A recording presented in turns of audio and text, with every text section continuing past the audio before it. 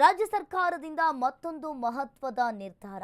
ಜನಪ್ರತಿನಿಧಿಗಳನ್ನು ಆಹ್ವಾನಿಸಲು ಹೊಸ ಮಾರ್ಗಸೂಚಿಯನ್ನ ನೀಡಲಾಗಿದೆ. ಇನ್ನು ಇಲ್ಲಿ ರಾಜ್ಯ ಸರ್ಕಾರದಿಂದ ಮತ್ತೊಂದು ಮಹತ್ವದ ನಿರ್ಧಾರವನ್ನ ಕೈಗೊಂಡಿದ್ದಾರೆ.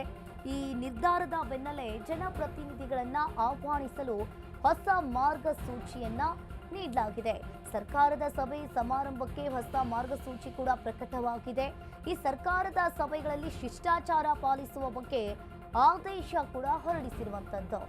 ಶಿಷ್ಟಾಚಾರ ಬೆನ್ನಲ್ಲೇ ಈಗಾಗಲೇ ಸರ್ಕಾರದ ಸಭೆಗಳಲ್ಲಿ ಶಿಷ್ಟಾಚಾರ ಪಾಲಿಸುವಂತೆ 2019ರಲ್ಲಿ ರಾಜ್ಯ ಸರ್ಕಾರ ಆದೇಶವನ್ನ ಕೂಡ ನೀಡಿತ್ತು. ಇದೀಗ 2019ರ ಮಾರ್ಗಸೂಚಿ ಸರ್ಕಾರದಿಂದ ಕೆಲ ಮಾರ್ಪಾಡು ಆಗಿರುವಂತದ್ದು.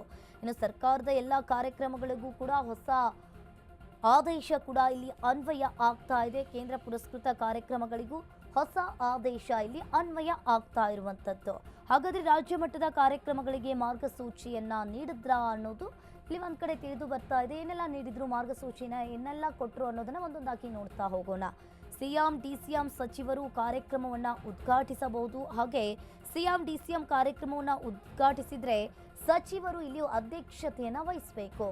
ಹಾಗಾದ್ರೆ ಇಲ್ಲಿ ಒಂದ್ ಕಡೆ ಸಚಿವರು ಕಾರ್ಯಕ್ರಮವನ್ನ ಉದ್ಘಾಟಿಸಿದ್ರೆ ಶಾಸಕರು ಅಧ್ಯಕ್ಷತೆಯನ್ನ ವಹಿಸಬೇಕು. ವೇದಿಕೆಯ ಮೇಲೆ ಗಣ್ಯರ ಹೆಸರು 9 ಸಂಖ್ಯೆ ಮೀರಬಾರದು ಅನ್ನೋದು ಈ ರಾಜ್ಯ ಮಟ್ಟದ ಕಾರ್ಯಕ್ರಮಗಳಿಗೆ ಮಾರ್ಗಸೂಚಿಯನ್ನ ನೀಡಿರುವಂತದ್ದು.